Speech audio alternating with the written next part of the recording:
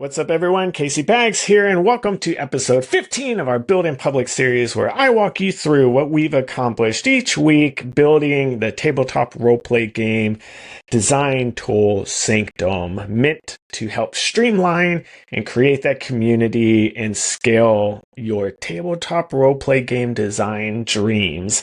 So if it's your first time, that's all you need to know is this is a Build in Public series. We haven't launched yet. The goal is to launch publicly by the end of the year. But we will be launching privately to our waitlist soon. So if you like what you see here and you're interested in tabletop roleplay game design and serious about it, click on the link, give us a follow in our channel, give us a like. It really helps out a lot.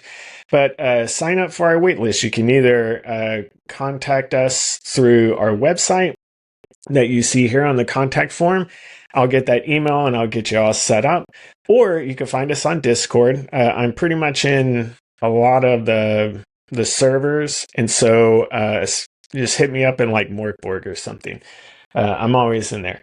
And we'll get you set up too. So right now, within our industry, there's no entry point if you want to be a tabletop roleplay game designer. You kind of have to know people and just have this magical, conundrum of you have all of this magical stuff that just happens to blow up on Kickstarter. And that's not cool. Like, we want it to be more accessible to people to get to that point. And so Sanctum is going to be that open door to where people will have an entry point to become tabletop roleplay game designers. So you can create faster, you can iterate faster, you can scale your content faster, and you can follow other designers and studios and people. Like, we're just building that natural habitat that we already have. We're just doing it in a roundabout way. That's what Sanctum is. It's truly will be the Sanctum of tabletop roleplay game design. Okay, so let's dive right into it. If this is your first time, you're going to see a lot of cool stuff. I try and do a recap, but all you need to know is we don't use AI, and that's it. So we're a human-made company, and this is pretty much everything I've done this week. So let's dive right into it. Last week we talked about creating the resolution, your core resolution in your system files. Today, we're going to build on top of that and show how we've completed essentially the last foundational piece to the foundation of this whole platform, which is ownership intent, what we call. So today, we're going to look at two different scenarios. We're going to do an open source game system, so fully custom. And then we're going to look at extending Mörk Borg with the new Neon Bastardz. So super shout out to Brian Savage. Neon Bastardz, if you're interested in supporting that, we'll have a link below. They just launched on Kickstarter and it was like an instant fund. But that's still live. So go ahead and support those. Probably one of my favorite projects. Brian's near and dear to my heart with the 90s. And so I'm a 90s kid, so I love all this stuff. So I was like number 3 on the Neon Bastardz. So let's dive right into it. We have our open source game. Here I'm going to go to our system branch where we have a custom system file. So this is kind of what we had last time set up. So we're kind of setting up the system. We chose dice as our resolution tool, and we went ahead and added 4d6. So because we have a success method, we're assuming that our new system, we're kind of playing around with a d6 pool with success rolls. So now we have our ownership intent. What do I mean by that? I mean that at the end of the day, we have, 2, 4, 6 different files devoted to a very specific cause.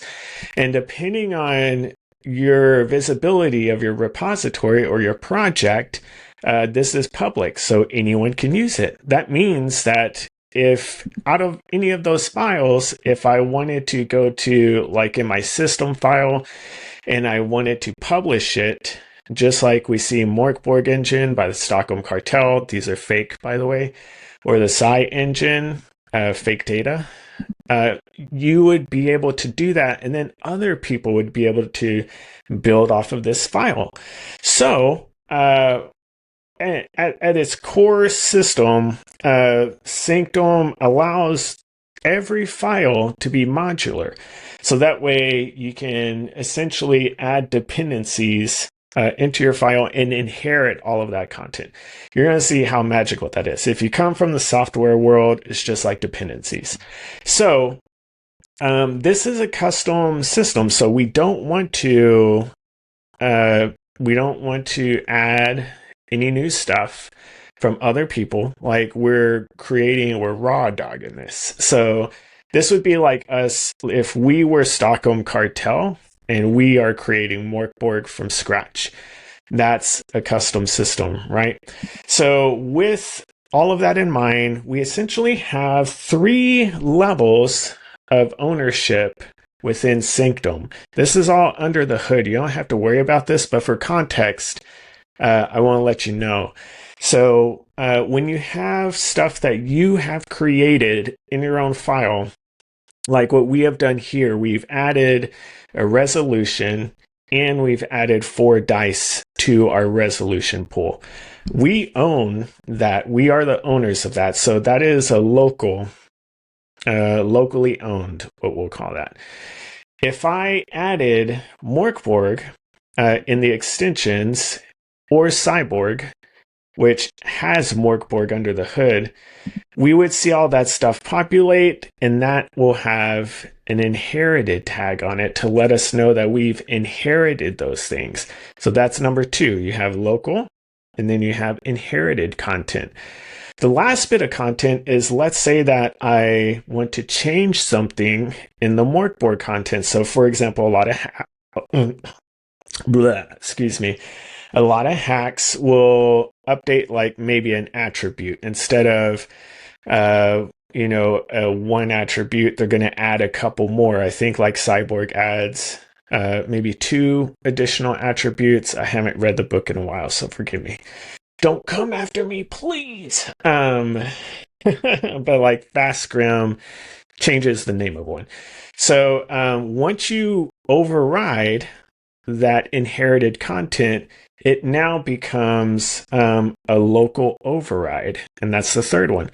And so within that hierarchy gives you different choices of how you can manage that content, which is important because what we're going to see today in that flow is we have a lot of options that are very easy to go back in time and change and stuff. So without further ado, let's check that out. So we have our own stuff. We have a die. I'm just going to add another. Let's get wild and add a D2. Why not? It's a coin. So we're going to see that we have one standard D2. That's a base name. And if I go here, because we know that dice have a quantity to them, we've added quantity type options so you can increment. So now it's at 2, 3. Oops, didn't mean to. Let me decrement. Now it's at 2. So now we have a 2d2 pool here.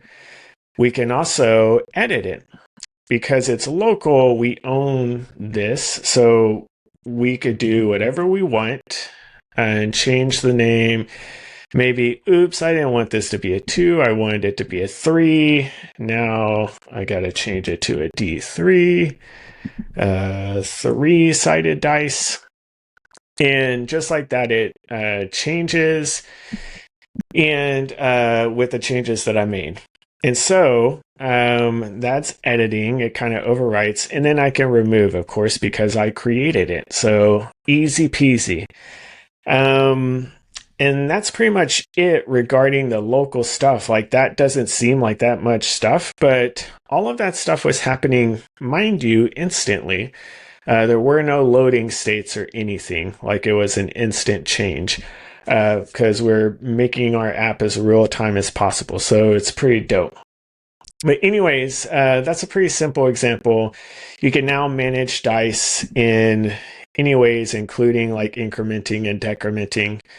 We can add as many dice as we want, and everything's cool. I just ironically added a 6 to our D6 pool.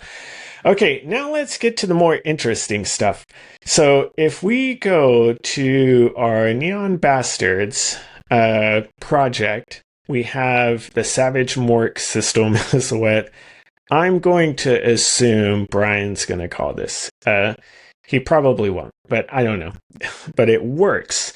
So notice I don't have anything set up here, and I'm not going to set anything up. I don't have any licenses. I don't have a resolution.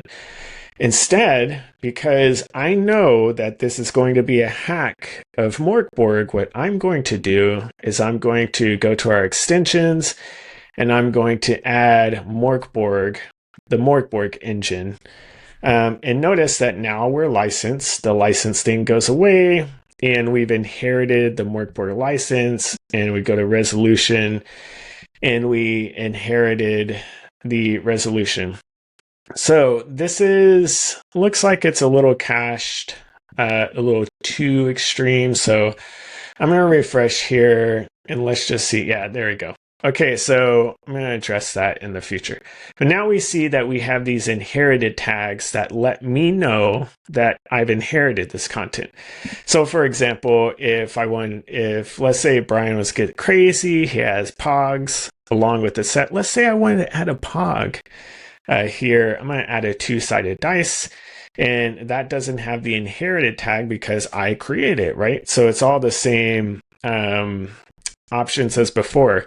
But when we go to the inherited option, it has override, not edit. So once again, let's go to local. We see edit.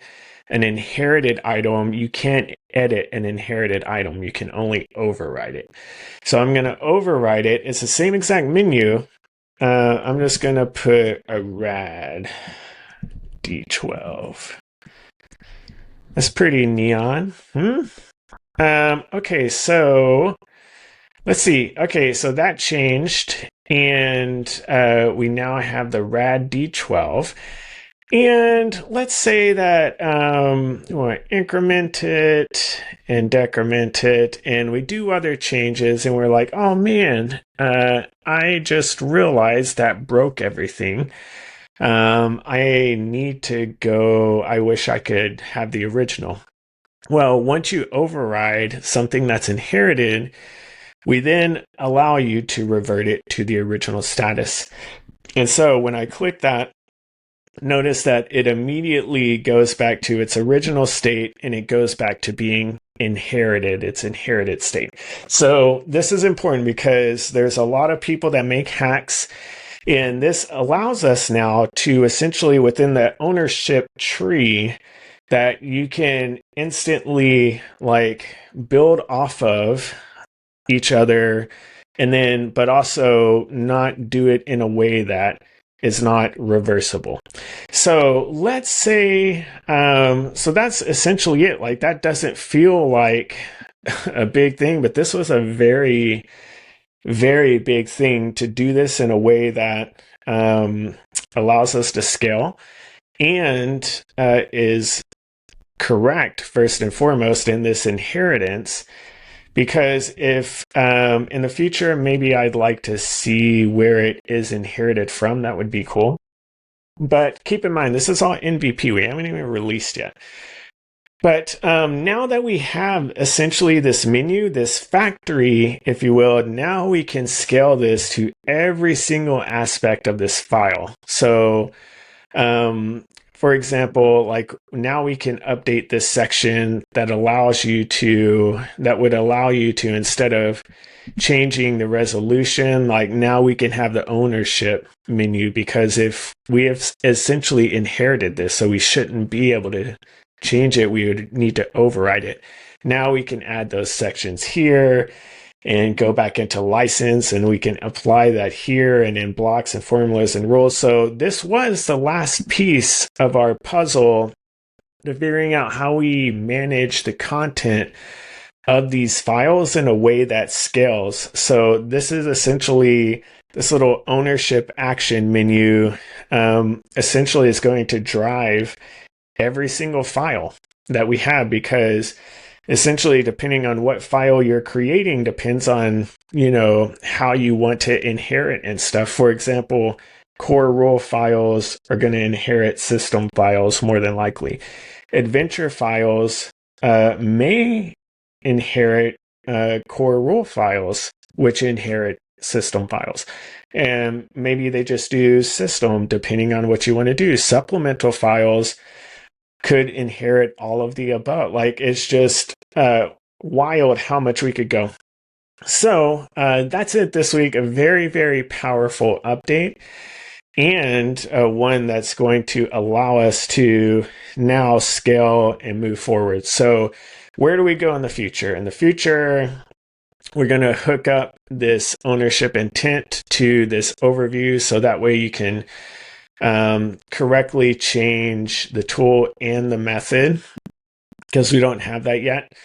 We're going to hook up the analysis tab, which is basically like once you have your set, it's going to allow you to do like analysis, like dice analysis, all the stuff that like there is not a good reference for, and every single community just keeps remaking the same thing. We're going to provide that, so that way when you're designing your game, you know exactly like whatever core set or core resolution you create. Like if you're creating cards or block tower or whatever, you're going to have that analysis to know how like checks and things are going to feel for your system to be able to do that. Once we get the analysis tab, then we're going to move into blocks. You could think of those as your system components, what we say, which are essentially just, it's exactly what it sounds. It's a component to your system. So like attributes and like a doom clock is, for example, a component within Mörk Borg. And so once we get blocks should be pretty straightforward, because you're just defining like a Lego block, if you will. That's essentially what a component is. It's a Lego block within your game mechanics. Then we'll do formulas, which formulas will be tied to dice or your resolution. And of course, all it is just you documenting the different types of formulas that exist in your system. And then rules. Rules is going to be like a hierarchy flow. So I'd like to, like, it would be really cool if in the rules, like we can create like a flow chart that you're starting to see being promoted by some really good layout designers. For example, Johan in the Alien, the book's over here. It's giant. I'm not going to grab it. It's under a stack. Is starting to use like flow charts in games, and I think that makes sense for the tabletop roleplay game industry, because sometimes things can be complex, and flow charts really help players kind of get a feel for that in a very user-friendly way. So rules might be a flow chart generator. I'm not sure. Anyways, we'll cross that bridge when we get there. Once we do the system file, more than likely we'll do the lore, which would just be a basic text editor. I'm not sure what else a lore would be like. You're literally just documenting lore. But essentially the core book, that will probably be the last one we do before we launch. Before we launch publicly. To our beta group, we might launch after we do lore, because we'll have Spark for ideas, system for the engine, and then lore to start kind of documenting. But the core book, that's going to be the good one, because it's essentially going to be you creating character templates, essentially like documenting all of those characters and monsters and stuff in a really intuitive way. But Also, being able to bring that system in and utilize those components with like tagging and stuff. So that way everything starts to be connected in a very modular way. And of course, the core book, you'll be able to export it as a rich text file. So a little longer today for something very small, but this is a monumental like milestone to hit for what we are doing.